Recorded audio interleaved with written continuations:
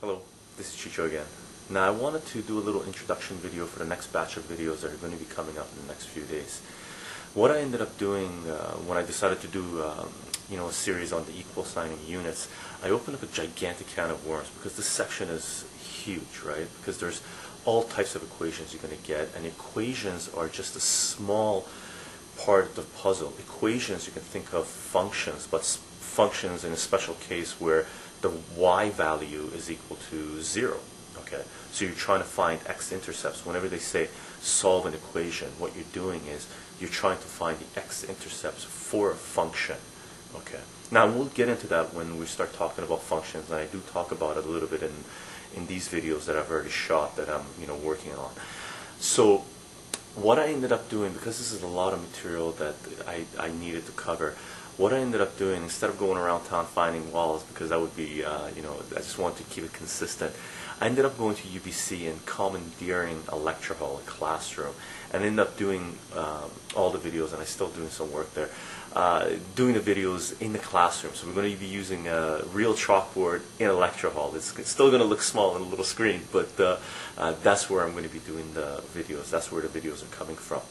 So what I ended up doing was starting off with basic equations and taking it up to higher level equations. So what's going to be coming up is the first batch of videos is going to be the first type of equations we're going to get, which are simple equations where you can isolate the x and you get a value for x. Okay, where it's just x on one side. The equation could be gigantic, but you can combine all the x's so that you only have one x on one side, and that equals a number. So we're going to have some examples of those types of equations. And then we started doing, or the videos that are going to be coming up, they're going to talk about quadratic equations. These are quadratic equations, and the way these work is it's x to the power of 2. So for a quadratic equation, you need x to the power of 2. You could have the single x value to the power of 1 or not. Doesn't make a difference. With these types of equations, as we've talked about before in Series 2, you can't combine the x squared and the x term because they're not identical. They don't have the same power. So there's new techniques that we learn to be able to solve these equations. And these types of equations, if there's x to the power of 2, the degree decides the maximum number of solutions. You end up possibly having two different types of solutions. You could have one, you could have two, or you could have none, right? So there's going to be a whole bunch of videos, or a bunch of videos coming up talking about quadratic equations and how we solve quadratic equations. Okay, and what I decided to do is go one level higher and deal with equations with higher degrees than 2. So we're going to have equations coming up of x to the power 5 plus b x to the power 0. Anything, any type of equation where it's higher degree than x to the power of 1, because x just means x to the power of 1, x to the power of 2. So I dealt with higher degree equations, and we're going to do some examples there, and learn one technique which is called synthetic division, and how to solve these types of equations. Okay. Now, between all these, again, I'm going through this stuff super fast in the videos because this is a huge subject. And, in between these, you should be doing a lot of examples. If you have, if you're in a course dealing with these types of equations, you should be doing examples of these to get this down packed, because they're new techniques of how to work with the language of mathematics, how to move things around, how to get answers, solutions to problems, to equations.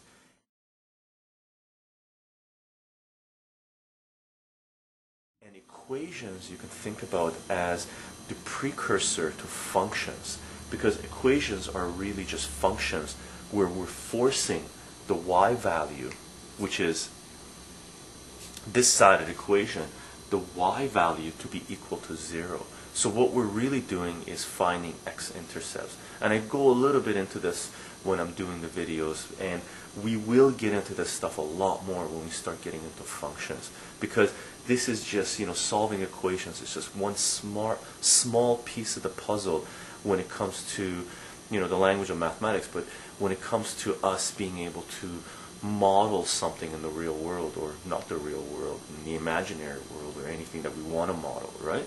So this, solving an equation when this is equal to 0, is just us forcing the function to be equal to something and finding the x values associated with the function.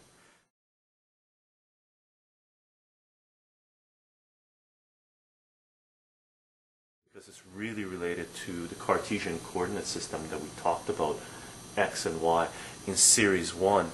So what we're going to do is start putting functions in here and finding out where the solutions are. And the solutions are really where the function crosses the x-axis, or any other axis that we set up, right? We can force an axis to be set up.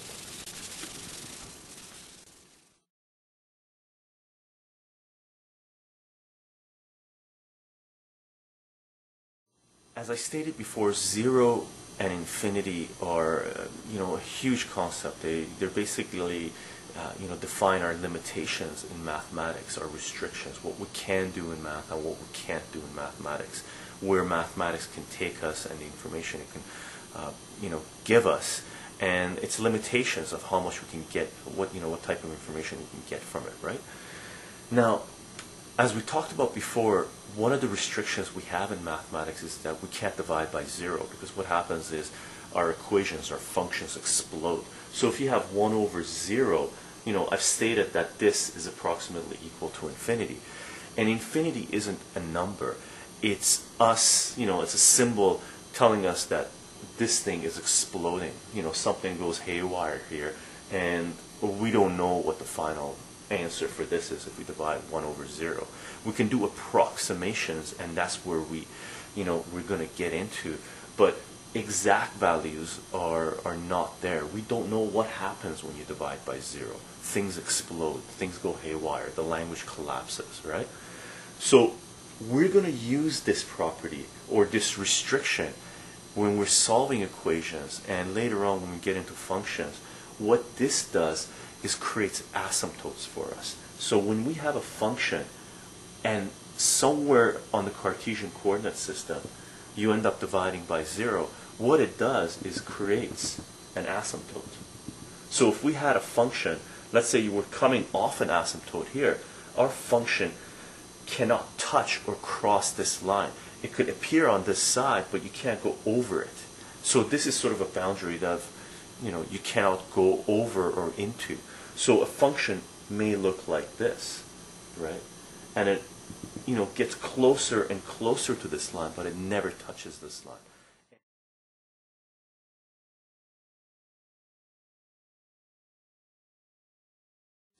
And solving equations, when we're solving equations, what we're going to do is use a property of 0 to solve equations that have higher degrees than just 1.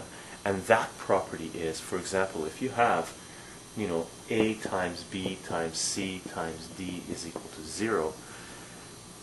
If you have 4 things or multiple things multiplied together to give you 0, the only way this can occur is if at least one of these things is 0. And when we're solving equations, we don't know which one of these things is 0. So what we do is we solve for each one of them equaling 0. So what we do, we set each one of these things equal to 0, because we don't know which one's 0, right? These equal to 0. And this is the property of 0 that we're going to use to solve equations. So when we have x cubed times x minus 2, x is 0, we've got 3 things here, 3 terms multiplied together to give you 0. So the way we solve for this is we set each one of these things equal to 0. So we go x cubed is equal to 0, x minus 2 is equal to 0, x plus 1 is equal to 0. Okay. And we solve for these things. Cube root of 0 is 0. So x is equal to 0 is the solution. X equal to -1 is okay. And this is a very powerful property of 0 that comes up that we use in the language of mathematics to solve for equations, which is basically means to give us information about a function. Right?